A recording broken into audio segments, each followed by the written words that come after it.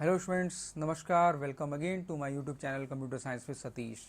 हमने Python library के बारे में वीडियो बनाया था।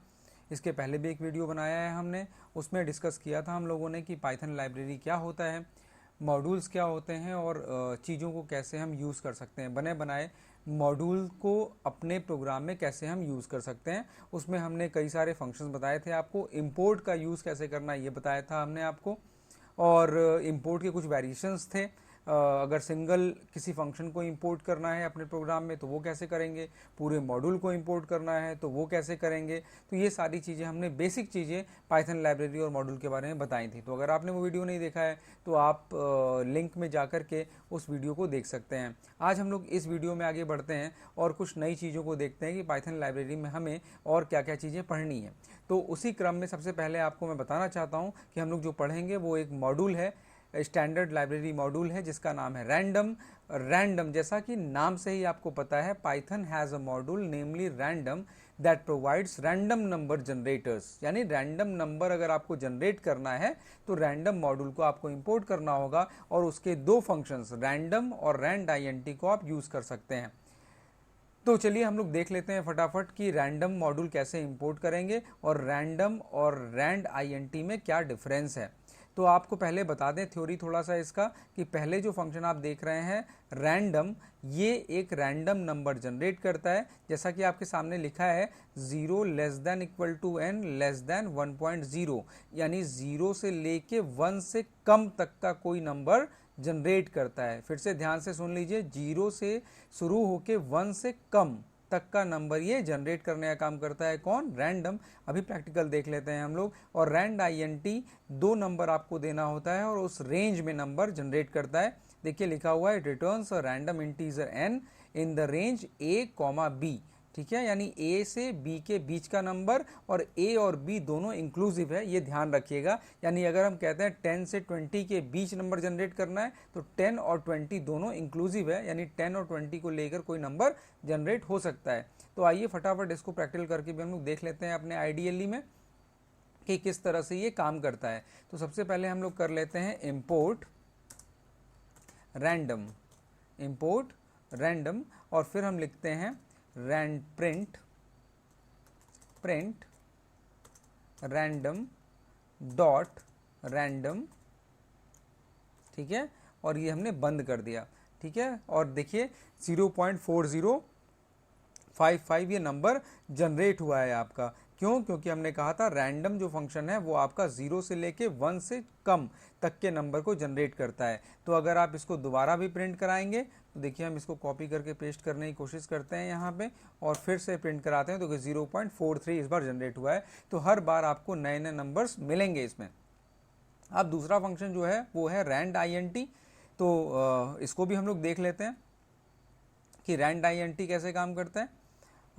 रैंडम में देखिए नीचे आते हैं हम लोग, इसमें हम जरा देख लेते हैं। रैंडम का एक और वेरिएशन है। पहला तो हमने आपको दिखा दिया, to generate a random floating point number between 0.0 to 1.0 simply use random, import random, print random dot random, और फिर वो एक नंबर जनरेट करेगा जो कि 0 से शुरू होकर 1 से कम तक का कोई भी नंबर हो सकता है। सेकेंड पॉइंट इसमें है to generate a random floating point number between range lower to upper using random, यानी कोई लोअर लिमिट से अपर लिमिट तक का रैंडम नंबर कोई जनरेट करना है तो क्या तरीका होगा, उसके लिए एक फार्मूला याद कर लीजिए। क्या फार्मूला है? पहला काम करना है multiply random with difference of upper limit with lower limit, यानी अपर माइनस लोअर। ठीक है, और add to it lower limit, और उसमें लोअर लिमिट ऐड कर देना है। एग्जांपल देखिए, आपको बहुत जल्दी समझ में आ जाएगा। जैसे आप जनरेट करना चाहते हैं 15 से लेके 35 तक का नंबर, और किसके मदद से? रैंडम की मदद से।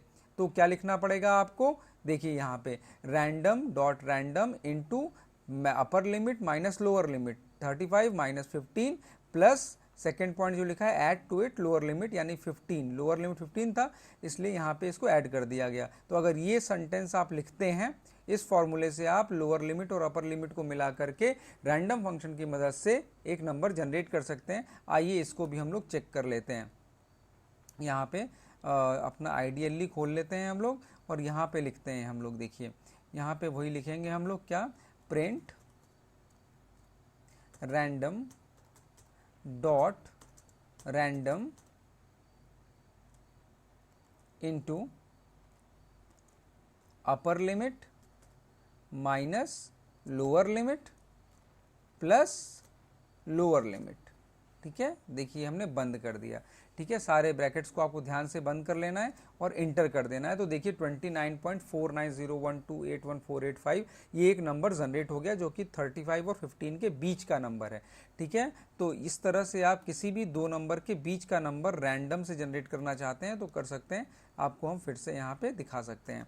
ठीक है, तो देखिए यहाँ पे आप 15 जनरेट हो गया। ठीक है, तो ये 15.204 जनरेट हुआ। तो ये कोई भी नंबर जनरेट करेगा कहाँ से कहाँ तक, अपर लिमिट माइनस लोअर लिमिट। अगर ये लिमिट आप चेंज कर देंगे तो नंबर दूसरा जनरेट होना चालू हो जाएगा। कंट्रोल सी करते हैं और यहाँ पे देखिए कंट्रोल वी कर लेते हैं। ठीक है, यहाँ पे नंबर चेंज कर देते हैं, मान लेते हैं यहाँ पे हम कर देते हैं यहाँ पे नंबर कर देते हैं 55 और यहाँ कर देते हैं 25 या 35। तो 35 से 55 तक का नंबर जनरेट होगा और यहाँ पे लोअर लिमिट देना है यानी 35 देना है। तो अब क्या होगा, 35 से 55 के बीच का नंबर जनरेट हो जाएगा। ये देखिए 46 जनरेट हो गया। ठीक है, तो रैंडम की यूज से आप फ्लोटिंग पॉइंट नंबर जनरेट कर सकते हैं लोअर लिमिट और अपर लिमिट तक। अगर आप कोई आर्गुमेंट नहीं देते हैं तो 0 से 1 के बीच का नंबर जनरेट होता है। चलिए अब सेकंड देख लेते हैं फटाफट हम लोग रैंड INT को। तो देखिए रैंड INT में क्या है आपका, रैंड INT आपका लोअर लिमिट और अपर लिमिट के बीच का नंबर जनरेट करता है, इंटीजर नंबर।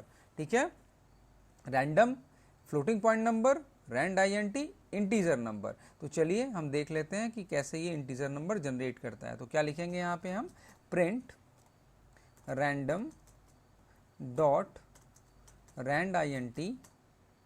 ठीक है, और 15 से 35 के बीच का नंबर हमें जनरेट करना था। ठीक है, तो अब इंटर करके देखते हैं। देखिए 31 नंबर जनरेट हो गया। ध्यान रखिए, फिर से रिकॉल कर देते हैं, random floating point number generate करता है। सिर्फ रैंडम लिखेंगे तो 0 और 1 के बीच का नंबर जनरेट होता है, 1 से छोटा। रेंज अगर जनरेट करना है फ्लोटिंग पॉइंट नंबर में तो फॉर्मूला यही है, रैंडम इनटू अपर limit minus lower limit plus lower limit. तो इस तरीके से आप किसी रेंज के बीच का फ्लोटिंग पॉइंट नंबर जनरेट कर सकते हैं। और इंटीजर नंबर जनरेट करना है तो आप रैंड INT यूज़ कीजिए, जिसमें आपको लोअर लिमिट और अपर लिमिट के बीच का कोई नंबर इंटीजर नंबर मिल जाएगा। बस ये ध्यान रखिएगा कि इसमें लोअर लिमिट और अपर लिमिट इंक्लूसिव होता है, यानी 15 और 35 भी जनरेट हो सकते हैं। ठीक है, उम्मीद है आपको समझ में आ रहा होगा कि रैंडम फंक्शन के, रैंडम मॉड्यूल के रैंडम और रैंड INT फंक्शन को कैसे यूज़ कर सकते हैं। चलिए आगे बढ़ते हैं। ये बात किया हमने रैंडम का, ये कुछ एग्जांपल्स दिए हुए हैं आपके, इसको आप ज़रूर से देखिएगा 4.1 को और करने की कोशिश कीजिएगा, ये आपका होमवर्क रहेगा। ठीक है, डाउट होता है तो आप कमेंट करके पूछ सकते हैं। ठीक है, अब देखिए यहाँ पे अब हमें पढ़ना है जो नेक्स्ट मॉड्यूल है वो है URLlib and web browser module. तो इसके बारे में भी आपको हम फटाफट प्रैक्टिकल करके दिखा देते हैं कि ये दोनों हमारे कितने काम के हैं। बहुत इंटरेस्टिंग मॉड्यूल है URLlib और वेब ब्राउज़र मॉड्यूल। आप अपने पाइथन से वेबसाइट को ओपन कर सकते हैं, यानी पाइथन प्रोग्राम के कोड से वेबसाइट को ओपन कर सकते हैं। है ना इंटरेस्टिंग? तो आइए हम देख लेते हैं कि वेब ब्राउज़र मॉड्यूल और URLlib मॉड्यूल को कैसे हम यूज़ कर सकते हैं। तो सबसे पहले आपको URLlib मॉड्यूल बता देते हैं, उसके बाद वेब ब्राउज़र, या चलिए पहले वेब ब्राउज़र से आपको ओपन करके दिखा देते हैं। तो देखिए यहाँ पे लिखना है आपको import web browser, import web browser, शायद स्पेलिंग गलत कर दिया, BROWWSCR होगा ना, इंपोर्ट वेब ब्राउज़र। एक मिनट, इसको थोड़ा सा बड़ा कर लेते हैं हम लोग और यहाँ पे लिखते हैं import web, BROWSCR web browser. ठीक है, यहाँ देखिए अभी हमारा सही से इंपोर्ट हो चुका है। अब यहाँ पे लिखना है वेब ब्राउज़र, ठीक है, web browser dot open, web browser dot open, और इसके बाद लिखना है आपको ब्रैकेट में अपने वेबसाइट का नाम जो आप ओपन करना चाहते हैं, http// उसके बाद www.facebook.com ठीक है, और यहाँ पे देखिए हमने स्लैश लगा दिया और बंद कर दिया, ठीक है ना। चलिए इंटर करते हैं, तो देखिए ट्रू हुआ और देखिए ये आपके सामने फेसबुक का पेज ओपन हो चुका है, ठीक है। अभी इंटरनेट नहीं चल रहा है, इस वजह से ये नहीं चल रहा है। अभी हम आपके लिए कोशिश करते हैं, नेट भी ऑन कर देते हैं ताकि आप इसको देख पाएँ,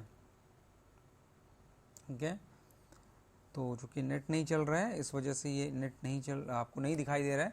तो आप देख रहे हैं ये facebook.com ओपन हो चुका है और आपको हम कोशिश करते हैं कि आपको हम नेट ओपन करके भी दिखा दें ताकि आपका ये कन्फ्यूज़न दूर हो जाए कि ये ओपन हो रहा है या नहीं ओपन हो रहा है, ठीक है। देखिए ओपन हो रहा है, ये अपने से ओपन हो चुका है, ठीक है। यहाँ पे हम आप चेंज करना चाहते हैं तो चलिए यहाँ पे हम कर देते हैं इसको web browser dot open, Ctrl+C यहाँ पे पेस्ट कर देते हैं, web browser dot open facebook.com, यहाँ पे हम लिख देते हैं google.com,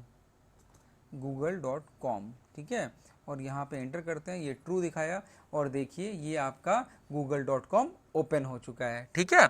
तो अब देखिए यहाँ पे, अब इसमें दो चीज़ें और हैं यहाँ पे। तो पहला हमने बता दिया आपको कि आप URL दे सकते हैं। अब यहीं पे आप लिख सकते हैं web browser dot open underscore new, web browser, इसी को हम लोग कॉपी कर लेते हैं, web browser dot open underscore new.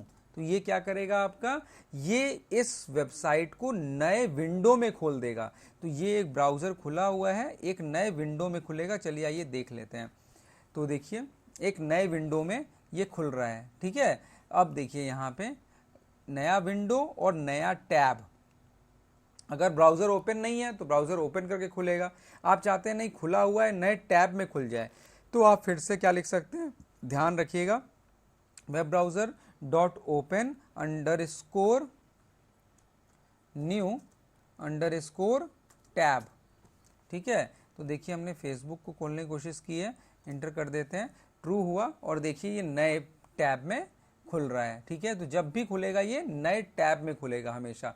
तो बस ये ध्यान करिएगा, रिकॉल कर लीजिएगा, डॉट ओपन न्यू क्या करता है, नए विंडो में खोलता है, और open underscore new underscore tab उसी विंडो में नए टैब पर खोलता है, ठीक है। तो ये आप लोग करके इसको चेक कर लीजिएगा, ठीक है। इसी में देखिए आपके पास एक और है URL lib, ठीक है। तो URL lib क्या करता है आपका, देखिए लिखा है Python offers you module URL lib using which you can send HTTP request and receive the result from within your Python program। URL lib से आप उस वेबसाइट का डिटेल देख सकते हैं। अगर सिंपल शब्दों में समझाऊँ आपको तो देखिए क्या क्या देख सकते हैं URL lib से। एक तो URL lib dot request dot URL open URL कर सकते हैं, इससे क्या होगा, वो URL ओपन हो जाएगा। देखो ये ओपन है वेबसाइट और network object denoted by URL, जो देंगे वो ओपन होगा। दूसरा देखो रीड क्या करता है, अब आपको पता है कि HTML में कोडिंग होती है सारे की, तो वो कोड देखना चाहते हैं आप, तो रिटर्न्स द HTML कोड। अब इसका आउटपुट हो सकता है बहुत बड़ा आ जाए और सिस्टम भी आपका हैंग कर सकता है, क्योंकि बहुत बड़े बड़े कोड वेबसाइट के लिए लिखे जाते हैं, ठीक है। तो करके देखना चाहें तो आप चेक कर सकते हैं। तो रीड क्या करता है, वो HTML कोड उस वेबसाइट का रिटर्न करता है। गेट कोड एक कोड नंबर जनरेट करता है, 200 करेगा जब सब कुछ ठीक रहेगा। अगर वो वेबसाइट किसी और पे ट्रांसफ़र हो रहा है या रीडायरेक्टेड हो रहा है तो 301 या 302 वो नंबर जनरेट करता है, ठीक है। कुछ उसके हेडर्स होते हैं या मेटा डाटा जिसे हम कहते हैं, यानी वेबसाइट के बारे में डिटेल, ठीक है। अगर आपने HTML पढ़ा है तो थोड़ा आपको समझ में आएगा कि मेटा डाटा क्या होता है। तो ये हेडर मेटा डाटा को रिटर्न करता है। और कुछ और इन्फॉर्मेशन अगर आपको देखना है जो हेडर के बारे में है तो आप इन्फो को यूज़ कर सकते हैं। और एक है आपके पास गेट URL, जो कि URL ही रिटर्न करता है, यानी कि उस वेबसाइट का जो एड्रेस है गेट URL करने से वो रिटर्न हो जाता है आपको, ठीक है। तो वेब ब्राउज़र और इंपोर्ट URL लिब करके ये सारे फंक्शंस को भी आप करके चेक कर सकते हैं, ठीक है। तो फिलहाल आप थोड़ा थ्योरी के लिए इन सब चीज़ों को ज़रूर पढ़ लीजिएगा, ठीक है। बहुत सीधी सीधी चीज़ है, आसानी से आपको समझ में आएगा, ठीक है। जैसे कि आप देख पा रहे हैं अगर, तो ये देखो स्टेटस ओके लिखा हुआ है ऊपर, यहाँ पे देखो इन्फो रिटर्न, ये सारा जो दिया हुआ है वो इन्फॉर्मेशन रिटर्न दिया हुआ है, हेडर रिटर्न, ठीक है। ये सारी चीज़ें देखो दी हुई हैं। हेडर रिटर्न, हेडर लिखेंगे तो इस तरह का इन्फॉर्मेशन आएगा आपके सामने, date, content, transfer, encoding, connection, इस तरह का। तो बहुत सारी चीज़ें तो आपको नहीं समझ में आएंगी, लेकिन इस तरह से ये चीज़ें रन होती हैं। अगर आपको आगे यूज़ करना है तो आप यूज़ कर सकते हैं, ठीक है। चलिए तो ये दो मॉड्यूल के बारे में हमने बताया आपको, क्या क्या, पहला बताया रैंडम, दूसरा वेब ब्राउज़र, तीसरा URL लिब। अब आपको बताते हैं बहुत इंटरेस्टिंग कि आप अपना पाइथन लाइब्रेरी कैसे यूज़ कर सकते हैं, अपना पाइथन लाइब्रेरी कैसे आप बना सकते हैं। तो बहुत ध्यान से देख लीजिए कि पाइथन लाइब्रेरी हम लोग कैसे बना सकते हैं। ठीक है, तो आपको बता देते हैं, यानी अभी तक तो हम बने बनाए लाइब्रेरी को इंपोर्ट करके यूज़ कर रहे हैं। अब आप चाहते हैं नहीं, अपना लाइब्रेरी हम बना लें, कुछ फंक्शंस अपने हम बना लें और उसको बार बार बनाना ना पड़े, उसको हम सिर्फ रीयूज़ कर पाएँ। तो कैसे करेंगे? तो कुछ प्रोसेस है, कुछ स्टेप्स हैं जिसको हम आपको बता देते हैं और करके भी दिखा देते हैं। और इस स्टेप को खाली ध्यान में रखिएगा, बहुत बेसिक सीखना है हमें कि हम लाइब्रेरी कैसे बना सकते हैं। जैसे कि आपको पता है कि जो इंपोर्ट मॉड्यूल कर रहे हैं, जैसे हमने मैथ को इंपोर्ट किया, रैंडम को इंपोर्ट किया, तो ये कहीं ना कहीं तो बना हुआ है। वहाँ से सिर्फ इंपोर्ट रैंडम लिखते हैं और रैंडम के अंदर दो फंक्शन रैंडम और रैंड INT को यूज़ कर पाते हैं। उसके लिए क्या प्रोग्रामिंग की गई है हमें नहीं पता है, न जानने की ज़रूरत है, सिर्फ हम रैंडम और रैंड INT फंक्शन को यूज़ कर लेते हैं। इसी तरह से अगर आप अपना लाइब्रेरी कुछ बनाना चाहते हैं तो बना सकते हैं, और उसको किसी और प्रोग्राम में यूज़ करना चाहे तो यूज़ कर सकते हैं। तो कैसे बनेगा हमारा लाइब्रेरी? तो देखिए लाइब्रेरी बनाने का तरीका क्या होता है, तो आपको बता देते हैं लाइब्रेरी बनाने का तरीका क्या है। ठीक है, देखो ये यहाँ दिख रहा है आपको स्ट्रक्चर ऑफ अ पैकेज। ठीक है, एक पैकेज जो बनता है उसका स्ट्रक्चर क्या होता है। ठीक है, तो यहाँ पे आपको बहुत सिंपल वर्ड्स में मैं समझाना चाहता हूँ कि यहाँ पे वो करना क्या है। सबसे पहले लाइब्रेरी बनाने के लिए तो देखो यहाँ पे एक फ़ोल्डर आपको क्रिएट करना है। अब आप कहेंगे सर कहाँ फ़ोल्डर क्रिएट करना है? तो एक फ़ोल्डर आपको क्रिएट करना है और स्टेप बता देते हैं। तो फोल्डर मैंने आपके लिए क्रिएट भी किया हुआ है, वो आपको दिखा देते हैं कि कैसे। मॉड्यूल तो आपने समझ लिया आपने अभी कि मॉड्यूल क्या होता है, वही py एक फाइल होता है। ठीक है, जिसे आप इंपोर्ट करके यूज़ कर सकते हैं। ठीक है, अब आप पैकेज बना रहे हैं या लाइब्रेरी बना रहे हैं जिसमें कई सारे मॉड्यूल्स होंगे, एक लाइब्रेरी में कई सारे मॉड्यूल्स, तो वो लाइब्रेरी कहाँ बना सकते हैं या पैकेज कहाँ बना सकते हैं?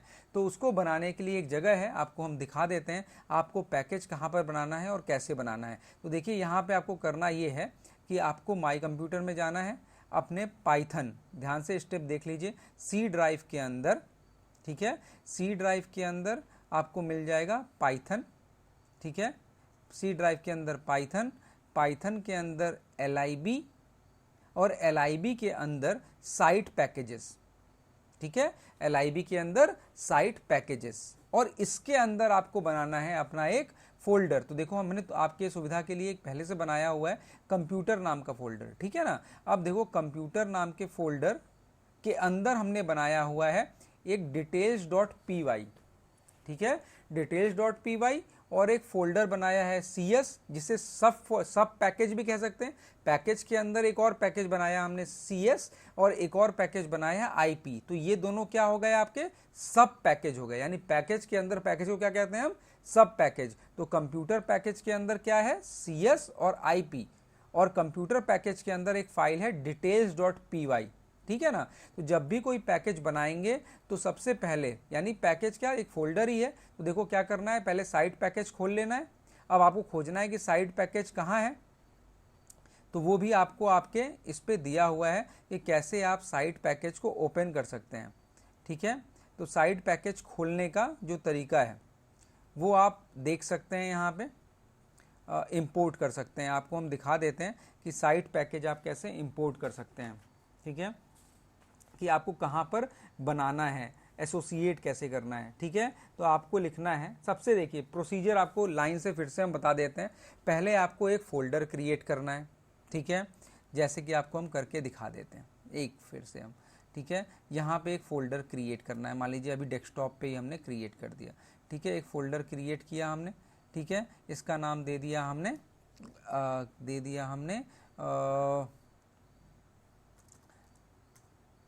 टेक।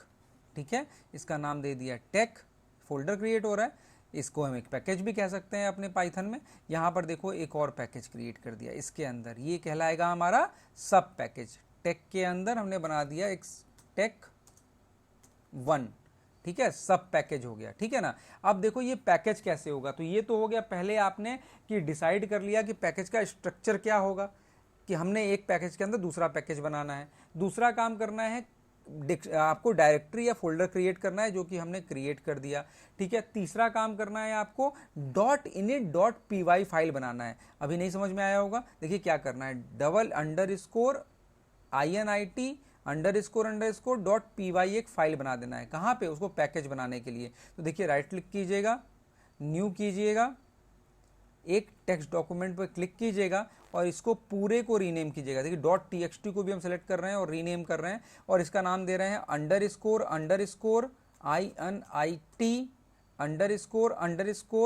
$_init__.py और बस आप कहीं और क्लिक कर दीजिए और यस कर दीजिए। ठीक है, तो देखिए ये बन गया आपका एक पाइथन फाइल, दिख रहा है यहाँ पे पाइथन फाइल बन गया। ठीक है, तो ये एक ब्लैंक फाइल होगा, इसके बनने का मतलब है कि ये पाइथन का एक पैकेज बन गया जिसका नाम टेक है, ऊपर दिखाई दे रहा है।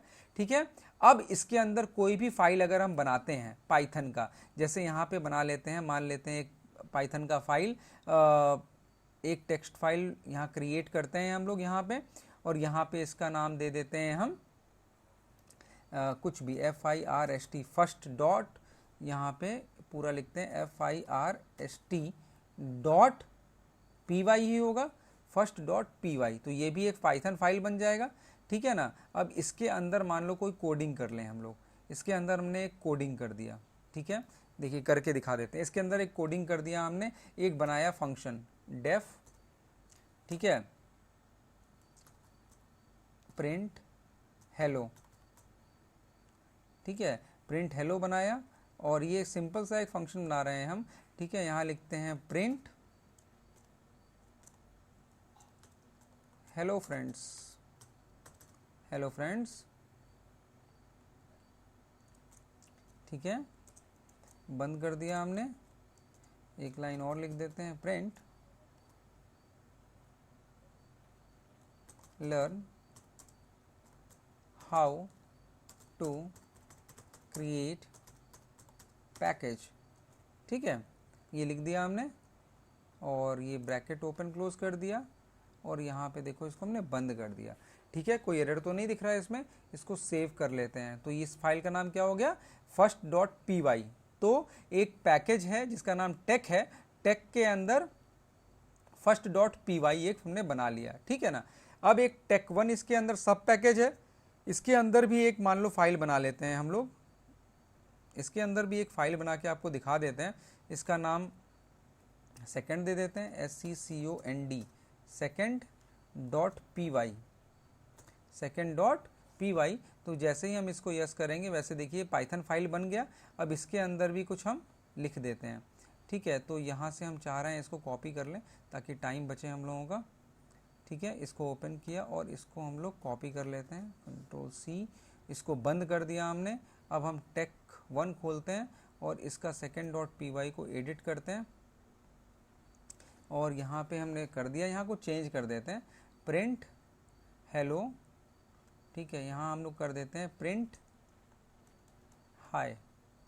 ठीक है, print hi hello friends, learn how to create sub package, how to create sub package. ठीक है ना, यहाँ पे कर दिया हमने। अब इसको भी हम यहाँ पे सेव कर देते हैं। ठीक है, अब देखो यहाँ पे, अब ये टेक1 है, इसको भी एक पैकेज बनाने के लिए क्या करना पड़ेगा, वही इनिट फाइल बनाना पड़ेगा। कैसे बनता है फिर से देख लो, एक टेक्स्ट फाइल पे क्रिएट किया हमने और फाइल का नाम क्या होता है, $_init__.py, एक पाइथन फाइल बन जाएगा ये। यहाँ पे देखो हमने यस कर दिया तो देखो ये पाइथन फाइल बन गया ये। ठीक है, इसका मतलब इनिट है इस फोल्डर के अंदर, यानी ये एक पैकेज हो सकता है। ठीक है ना, तो अब देखो यहाँ पे हमने एक टेक बनाया और एक टेक1 बनाया सब पैकेज। ठीक है, और टेक के अंदर first.py है ना। अब देखो क्या करना है, तो ये तो आपने बना लिया पैकेज जो कि आपका टेक के नाम से है, इसके अंदर एक सब पैकेज है टेक1। अब क्या करना है, अब इसको आपको एसोसिएट करना है पाइथन इंस्टॉलेशन से, है ना। इसको पाइथन कैसे इंस्टॉलेशन से एसोसिएट करेंगे, तो इसको कॉपी करना है साइट पैकेज वाले फोल्डर में। ठीक है, तो आपको अब चेक करना है भाई कि साइट पैकेज वाला फोल्डर कहाँ पर है। तब आप क्या करेंगे, तब आपको एक कोड लिखना पड़ेगा। ठीक है, और वो कोड है, कोड आपको लिखना है ठीक है, सिस्टम का पाथ देखना है, sys dot path, import sys और sys डॉट पाथ। तो देखिए आपको बता देते हैं यहाँ पे कैसे आप पाथ देखते हैं। यहाँ पे लिखते हैं इम्पोर्ट sys, वो फोल्डर कहाँ कॉपी करना है उसका पाथ अगर देखना है आपको तो उसके लिए हम बता रहे हैं आपको तरीका, इम्पोर्ट sys और यहाँ पे देखना है प्रिंट sys डॉट पाथ। देखिए यहाँ पे ध्यान से जैसे ये लिखते हैं तो आपको यहाँ पे दिख जाएगा C के अंदर पाइथन 27 के अंदर लिब के अंदर साइट पैकेजेस, और इसी के अंदर आपको अपना वाला फोल्डर पेस्ट कर देना है। ठीक है, तो चलिए हमें पाथ मिल गया है, याद कर लीजिए पाइथन 27 के अंदर लिब के अंदर साइट पैकेज। तो इसको मिनिमाइज करते हैं और इस फोल्डर को हम कॉपी कर लेते हैं, कंट्रोल C कर लिया हमने, ठीक है, या कंट्रोल X कर लेते हैं। और यहाँ पे पाइथन 27 के अंदर जो मैंने पहले भी आपको बताया था C ड्राइव के अंदर पाइथन 27 ये रहा, इसके अंदर लिब LIB लिब मिल गया और इसके अंदर साइट पैकेजेस ये मिल गया। अब यहाँ पे देखो हमने अपने को टेक को पेस्ट कर दिया। ठीक है, बस ध्यान रखिए अगर ये पैकेज है तो टेक के अंदर इनिट फाइल होना चाहिए, तो इनिट फाइल हमने बनाया हुआ है, ये आपको दिखाई दे रहा है। सब पैकेज टेक1 बनाया है, इसके अंदर भी इनिट फाइल हमने बनाया है। ठीक है, तो अब देखो पैकेज के अंदर हमारे मॉड्यूल क्या है, टेक पैकेज हो गया। टेक पैकेज के अंदर मॉड्यूल है हमारा फर्स्ट डॉट py, और फर्स्ट डॉट py के अंदर फंक्शन क्या है, फर्स्ट डॉट py के अंदर फंक्शन क्या है ये देख लो, तो प्रिंट हेलो नाम का फंक्शन है। ठीक है, प्रिंट हेलो नाम का फंक्शन है। तो टेक हो गया पैकेज और फर्स्ट हो गया py। तो चलो हम लोग यहाँ पे अब इसको इंपोर्ट करके देखते हैं कैसे इंपोर्ट करेंगे। यहाँ पे देखो लिखेंगे इंपोर्ट, बन गया हमारा पैकेज और कुछ नहीं करना, इंपोर्ट टेक। ठीक है, इंपोर्ट टेक, देखो ध्यान से कुछ एरर नहीं आया, इसका मतलब टेक इंपोर्ट हो चुका है। ठीक है ना, लेकिन हमको तो टेक के अंदर आपका एक जो फाइल था उसको इंपोर्ट करना था। तो टेक के अंदर हमने क्या बनाया था, यहाँ पे साइट पैकेज को देख लेते हैं। यहाँ टेक के अंदर हमने बनाया है फर्स्ट डॉट py, तो टेक डॉट फर्स्ट लिखेंगे हम यहाँ पे, import tech, import space tech dot FIRST first. ठीक है, इंपोर्ट टेक डॉट फर्स्ट किया, देखो कोई एरर नहीं आया। अब फर्स्ट के अंदर हमारा एक फाइल बना हुआ है प्रिंट हेलो नाम से, उसे हमें यूज करना है खाली। ठीक है ना, तो देखो कैसे यूज करेंगे, जैसे कि मैथ का SQRT यूज करते हैं उसी तरह से क्या लिखेंगे, tech dot FIRST first dot print hello. ठीक है, देखो जैसे ही हमने tech dot first dot print hello किया, hello friends learn how to create package आ गया। कहाँ से आया, ये टेक पैकेज के फर्स्ट मॉड्यूल के अंदर प्रिंट हेलो नाम का फंक्शन डिफाइंड था जिसको हमने कॉल कर लिया। उम्मीद है आपको समझ में आ रहा होगा। तो आपको करना क्या है, पहले फोल्डर बनाना है, फोल्डर के अंदर underscore init underscore dot py एक फाइल बनाना है। ठीक है, उस फाइल को बनाने के बाद आपको वापस आना है और अपने पैकेज को इंपोर्ट करना है।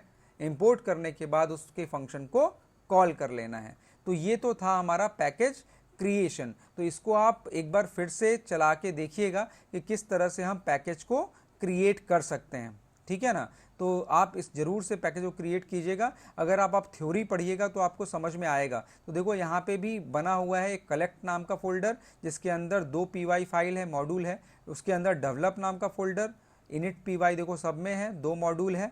ठीक है, इस मॉड्यूल के अंदर एक मॉड्यूल है और इसके अंदर इनिट, हर के अंदर वो क्यों इनिट होगा, क्योंकि इनिट रहेगा तभी वो पैकेज मांगेगा। ठीक है ना, तो देखो प्रोसीजर क्या था क्रिएट करने का, जो हमने किया पहले डिसाइड कर लिया भाई क्या फोल्डर बनेगा, तो हमने डेस्कटॉप पे ही बना लिया था। ठीक है, और उसके बाद डेस्कटॉप पे बनाने के बाद क्या किया हमने, देखो यहाँ पे create the directory structure having folder with names of package and सब पैकेज। तो हमने टेक और टेक1 पैकेज और सब पैकेज बना लिया। उसके बाद सारे के अंदर इनिट अंडरस्कोर py फाइल बना लिया। ठीक है, बनाने के बाद क्या किया, उसको एसोसिएट किया साइट पैकेज के साथ। साइट पैकेज कैसे मिलेगा हमें, आपको करना पड़ेगा इंपोर्ट sys और प्रिंट sys डॉट पाथ, जिससे क्या होगा आपको sys डॉट पाथ में साइट पैकेज का पाथ मिल जाएगा। उस पाथ पर जाके अपने वाले पैकेज को पेस्ट कर दीजिएगा। ठीक है। पेस्ट करने के बाद आपका काम कंप्लीट हो जाएगा और आप अब उसको इंपोर्ट करके यूज़ कर सकते हैं। ठीक है, क्या करना है वो बता रहा है यहाँ पे, कॉपी कर देंगे आप और उसके बाद इंपोर्ट करने के लिए जैसे आप बाकी मैथ को इंपोर्ट करते थे वैसे ही आप यहाँ पे इंपोर्ट करेंगे। जैसे लिखा हो import the library using import command, तो हमने इंपोर्ट टेक डॉट फर्स्ट किया था और फर्स्ट के अंदर हमारा एक फाइल था प्रिंट हेलो, उसको हमने कॉल कर लिया जिससे प्रिंट हेलो के अंदर जो भी चीज था वो कॉल हो गया हमारा। ठीक है ना। तो ये तो हमारा, ये आपको दूसरा एग्जाम्पल देके बताया गया है इसमें। ठीक है, तो इसको भी आप चेक कीजिएगा, उम्मीद है आपको समझ में आ रहा होगा। ठीक है, तो आप इसको जरूर से चेक कीजिएगा और फिर हम लोग नेक्स्ट वीडियो में मिलेंगे। कहीं कोई डाउट होगा तो जरूर से आप हमसे पूछ लीजिएगा अगर आपको लगता है कि कहीं कंफ्यूजन हो रहा है तो। ठीक है, इस वीडियो को एक बार और देखिएगा तो शायद आपको और क्लियर हो जाएगी चीज़ें। बहुत इंटरेस्टिंग है, बहुत सिंपल है, उम्मीद है आपको समझ में आ रहा होगा। तो आज के लिए इतना ही। Thank you very much.